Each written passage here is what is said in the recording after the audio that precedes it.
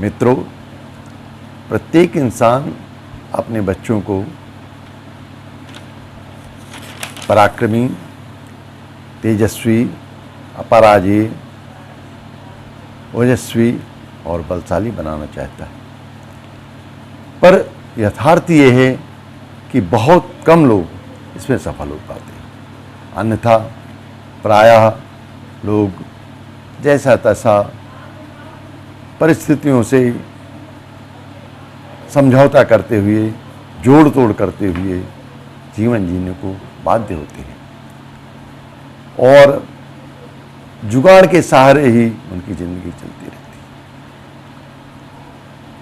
इस पर बहुत सारे विद्वानों ने अपने विचार व्यक्त किए और उस अंतर को खोजने का प्रयास किया है कि तमाम सारी पीढ़ियाँ, तमाम सारे परिवारों में पीढ़ियाँ एक से एक ओजस्वी, तेजस्वी, प्रखर होती चली जाती हैं।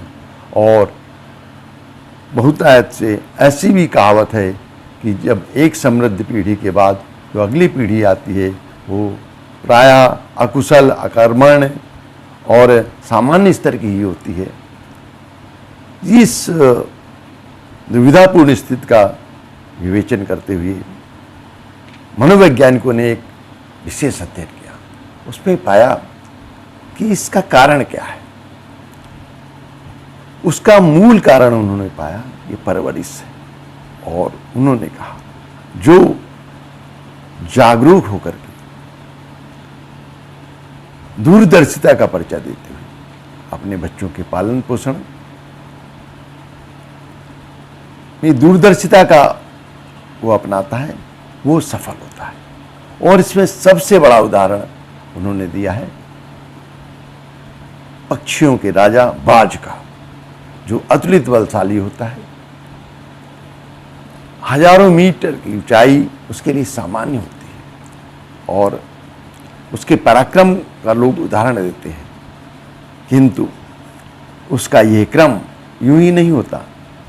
आइए हम विहंगम दृष्टि डालें कि वो अपने बच्चों का पालन पोषण कैसे करता है, क्योंकि सारे बाज पराक्रमी और बलशाली होती है। जिसमें पाया गया कि जब दूसरे पक्षियों के बच्चे कुछ दिनों के होते हैं और घोंसले के अंदर ची ची ही करते रहते हैं, वैसे उन्हीं दिनों में बाज का बच्चा भी कुछ दिनों का ही होता है और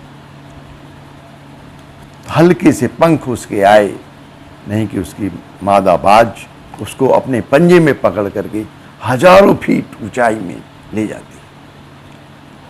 अब बाज का बच्चा जो कुछ दिनों का होता है बिलबिला जाता है कि आखिर हो क्या रहा है, और हजारों मीटर की ऊंचाई में ले जा करके बाज उस बच्चे के साथ धीरे धीरे नीचे उतरने लगता है और जमीन से लगभग जब 1500 फीट के लगभग रह जाता है तब वो उसको छोड़ देता है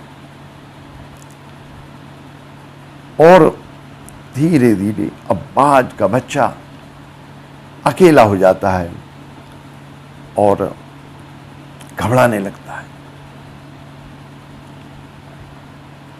और उसे समझ नहीं आता कि वो करे क्या।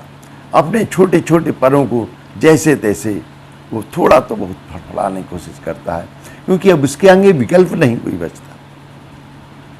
तो और इस तरह से वो काफ़ी दूर तक आता है और जैसे ही ज़मीन से 500 फीट की ऊंचाई पे रह जाता है, पुनः बाज आकर के उसको अपने पंजों में समेट लेती है और उसे सुरक्षित बना लेती है। ये प्रशिक्षण का क्रम उसका नियमित रूप से चलता रहता है और कुछ दिनों के बाद ही वो बाज का दूसरे पक्षियों की बच्चे जब जमीन में भी रेंगना आसानी से नहीं कर पाते थे, तब वो बाज के बच्चे हजारों फीट ऊंचाई उड़ जाते थे। तो ये बहुत बड़ा अंतर पाया गया कि अगर सच्ची परवरिश करनी है तो मोह ममता रखे, किंतु उनकी परवरिश में ये बाधा न बनने पाए और अधिक से अधिक उनको कठोरता का जीवन भी अपनाने का अभ्यास डालना चाहिए। इस संदर्भ में एक बहुत सुंदर उदाहरण आता है। एक बार सिनेमा जगत के सर्वाधिक सफल कलाकार राज कपूर जी से भी पत्रकारों ने भेंट में एक बार पूछा था कि आखिर कौन सी विशेष गुण आप में है जिसके कारण आप फिल्म जगत के हर क्षेत्र में सफल हो जाते हैं। प्राय आपकी फिल्में भी सफल होती हैं और आपने एक बहुत बड़ा मुकाम बना दिया है, ऐसा कैसे हो पाया? तो बहुत हंसते हुए राज कपूर ने बताया कि मैं जब थोड़ा काम संभालने लायक जब हुआ तो मेरे पिताजी पृथ्वीराज कपूर, इनका स्वयं का सिनेमा जगत में अच्छा अनुभव था, अच्छा कार्य चल रहा था, उन्होंने मुझे अपने यहाँ नहीं रखा, अपने मित्रों के यहाँ हमको प्रशिक्षण के लिए भेजते थे, काम के लिए भेजते थे और उनसे सख्त ताकीद कर देते थे कि इसके साथ कोई भी नरमी न बरती जाए, कठोर से कठोर काम लिया जाए। और कभी कभी बीच बीच में अपने आदमियों को भी भेज दिया करते थे कि देखो जा कर के क्या कर रहा। और वाकई में उन दिनों की याद जब आती है, कितना कठोर परिश्रम मुझे करना पड़ता था, तो कैसे कैसे ख्याल अपने पिता के लिए मेरे मन में आते थे कि कितने बेरहम हैं, कितने अव्यवहारिक हैं, पता नहीं क्या इनको सूझा है। इतना अच्छा खासा हमारे यहाँ अपने घर में चल रहा है, वहाँ प्रशिक्षण, वहाँ काम देने की आवश्यकता उन्होंने नहीं समझी और यहाँ हमें भेज दिया है। तो किंतु आज मैं महसूस करता हूँ, अगर मैं सफल हूँ, अगर मुझमें कुछ विशिष्टता है तो सिर्फ उसी प्रशिक्षण के देन है। हर परिस्थिति को, हर अंग को, सारी चीज़ों को इतनी बारीकी से मैंने देखा है, इतनी नज़दीकी से देखा है, स्वयं करके देखा है कि मुझे कहीं भी कोई अड़चन नहीं नज़र आती, कोई बाधा नहीं नज़र आती। सभी समस्याओं का बड़ी आसानी से मैं समाधान निकाल लेता हूँ और अच्छी से अच्छी कृति जनता के सामने प्रस्तुत करने का प्रयास करता हूँ। और जैसा कि आप सारे लोग देख ही रहे हैं, तो मित्रों, कहने का आशय ये कि हमें ये दूरदर्शिता भरा निर्णय लेना होता है कि हमें क्या बनाना है और कैसे उसका व्यवहार करना है। पहले प्रारंभिक दिनों में सभी लोग जानते हैं, गुरुकुल में सारे राजाओं के बच्चे भी जाते थे और एक सामान्य स्तर पर वहाँ जीवन व्यतीत करते थे।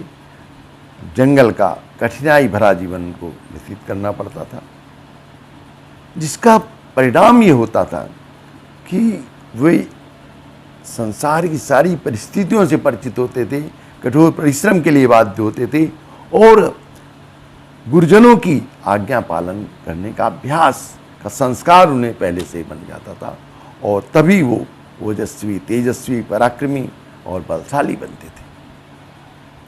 तो और वैसे भी एक कवि ने भी कहा है कि बहुत प्रसिद्ध कवि है, तुम रजनी का चांद बनोगे